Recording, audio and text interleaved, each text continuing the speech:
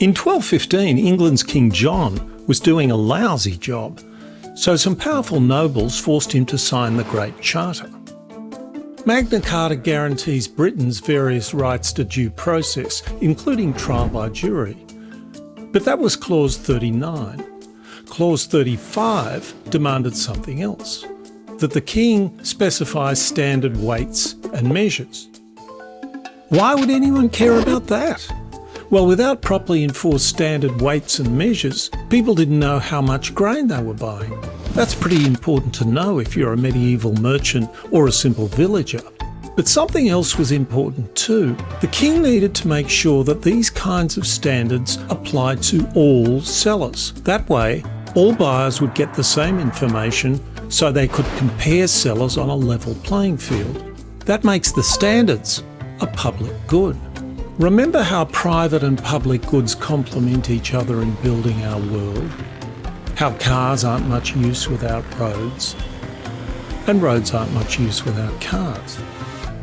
This illustrates our first rule of life. The world is an ecology of private and shared purposes. We drive cars for our own private purposes, but they're no use without roads, which have been built for us all to share so we can achieve those private purposes. Without both, you can't have either. Well, in this new context, it's not cars and roads that are the private and public goods, but products and information. The market might serve up private products for us to choose from, like these cars, but all that choice about what private good to buy isn't much use without the public good of accurate information about what each one is like. Yet today we're in need of a new Magna Carta, because throughout our world the public good of information is compromised again and again by private interest. Our video on legal procedure mentioned the way experts can be believed in European courts because they're independently chosen by the judge.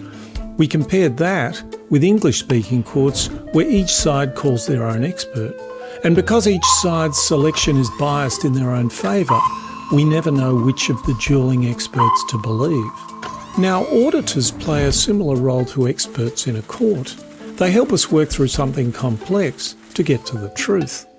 But private auditors are chosen the same way experts are chosen in an English court. Amazingly, they're chosen by the very companies they're auditing. That's like grain sellers in King John's time checking their own weights.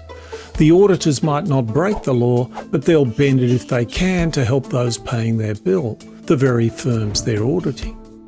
Little by little, practices such as these tilt the playing field in favour of the powerful, the wealthy, and financial insiders.